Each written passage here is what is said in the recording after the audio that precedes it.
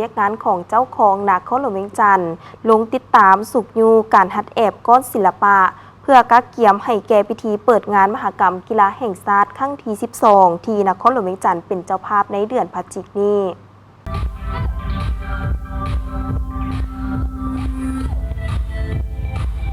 ในวันที่25 ตุลา 2025 ท่านอัศพังทองศรีพันดรเจ้าของนครหลวงเวียงจันทร์ประธานคณะกรรมการจัดงานมหกรรมกีฬาแห่งชาติครั้งที่ 12 พร้อมคณะได้ลงติดตามสุกยูการฮัดแอบก้อนศิลปะเพื่อกักเกียมให้แก่พิธีเปิดงานมหกรรมกีฬาแห่งชาติครั้งที่ 12 หรือนครหลวงเวียงจันทร์เกม 2025 ซึ่งจะจัดขึ้นอย่างเป็นทางการในวันที่ 15 พฤศจิกายนที่จะมาถึงนี้การลงติดตามครั้งนี้มีทั้งหมด 3 จุดคือจุดที่ 1 อยู่ที่โรงเรียนมส.เพียวัดจุดที่ 2 อยู่ที่โรงเรียนมส.พุนทันและจุดที่ 3 อยู่ที่วิทยาลัยศิลปะแห่งชาติมาฮอดปัจจุบันการฮัดแอบก้อนศิลปะทั้ง 3 จุดเน้นกำลังเล่งฝึกซ้อมอย่างเป็นขบวนฝึกฟื้นทั้งนี้ก็เพื่อรับประกันเฮ็ดให้การแสดงในมื้อเปิดงานมีผลสำเร็จตามระดับคาดหมายที่วางไว้ท่านนางอนุลินภักไก่โซนห้องอำนวยการวิทยาลัยศิลปะแห่งชาติได้ให้สัมภาษณ์ว่าทางวิทยาลัยศิลปะแห่งชาติก็เป็นภาคส่วนหนึ่งที่ได้ประกอบส่วนรับใช้ในก้อนศิลปะในงานมหกรรมกีฬาแห่งชาติครั้งที่ 12 ซึ่งรับผิดชอบ2ก้อนคือ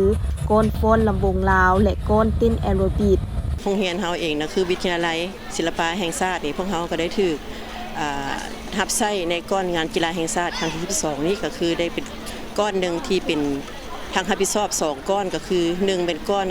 ฟ้อนฟ้อนลำวงลาวและ2มากันมันก็คือฟ้อนเต้นแอโรบิกนี้เนาะดังนั้นหันโรงเรียนเฮาหันถือประกอบส่วนอยู่ในหัน250น้องดังนั้นแล้วก็ครูอาจารย์จำนวนหนึ่งที่ถือเป็นครูฝึกและผู้ประดิษฐ์แล้วก็ทั้งพวกเขานี่ได้เตรียมฝึกซ้อมตั้งแต่วันที่13เนาะ13ของเดือน10ถึงมาแต่ต้นมาพวกเขาได้ซ้อมระยะนึงพวกเขาหันก็ซ้อมหันได้นะตอนเช้านี่พวกเขาเฮียนตอนบ่ายนี่พวกเขาหัน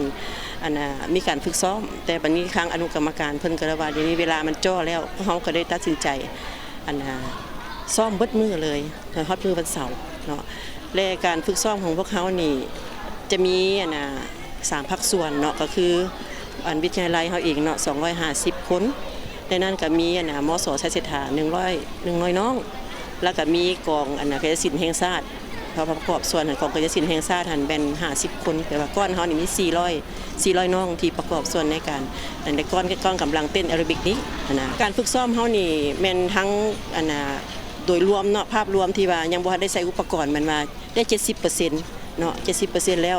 ยังบ่ได้เอายังมีภาคส่วนที่เอากายศิลป์และ2มามันหาอุปกรณ์เข้า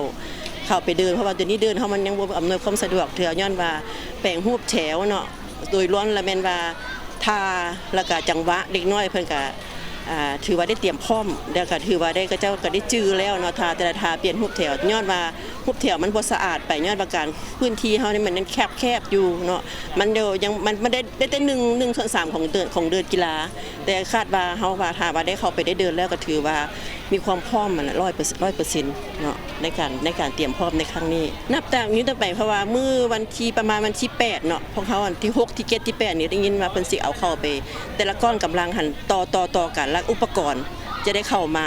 แล้วก็สิได้ฝึกซ้อมอาจจะเป็นเช้าแรงเบิดมื้ออาจจะต่อไปจะเป็นมื้อวันคิดเป็นไปได้เพราะว่าได้ตามคาดเพิ่นว่าประมาณวันที่10ปลายเพิ่นจะผ่านครั้งวันคิดครั้งที่1ที่2ที่3เพื่อการเตรียมในงานครั้งนี้แล้วก็เพิ่นก็ว่าได้คือบางทีนี้เจ้าของเพิ่นได้มาชี้นำเนาะอาจจะเป็น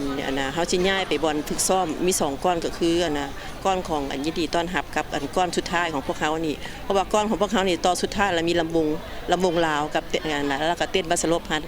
นั้นหันพวกเขายังสิได้หลังจากแอบตัวนี้แล้วจะได้ต้อนฟ้อนลำวงลาวแล้วก็เต้นบัสลบพร้อมกันทั้งเบิดใน4ก้อนหันก้อนกำลังที่ว่าเป็นฟ้อนลำวงลาวแล้วโรงเรียนเฮาก็ได้ถูกรับผิดชอบในจังหวะตัวนี้เนาะในโอกาสลงติดตามสุกยูการฮัดแอบก้อนศิลปะครั้งนี้ท่านอัศพังทองศรีพันดรก็ได้มีคำเห็นโอ้ล้มว่ามื้อนี้แม่นมีความดีใจที่ได้มาเห็นการฝึกซ้อมโดยเฉพาะการสอนของครูอาจารย์เฮ็ดให้การฝึกซ้อมของพวกเขามีศิลปะมีเทคนิควิชาการมีความคล่องแคล่วซึ่งเป็นการประกอบส่วนและประดับให้แก่พิธีเปิดงานมหกรรมกีฬาแห่งชาติของพวกเขานับจากมื้อนี้เป็นต้นไปก็ยังเหลือเพียงแค่10 กว่าวัน ก็จะฮอดมื้อเปิดงานแล้วฉะนั้นเรียกร้องมายังลูกหลานน้องน้อยทุกคนให้สืบต่อตั้งใจฝึกซ้อมเสียสละเวลามีความอดทนมีความพยายามมีความเข้มแข็งแข็งแรงพร้อมนี้ก็ให้เอาใจใส่รักษาสุขภาพมีระเบียบวินัยมีความสามัคคีสู่ส่วนเหตุแนวใดให้การฝึกซ้อมนี้ผลสำเร็จ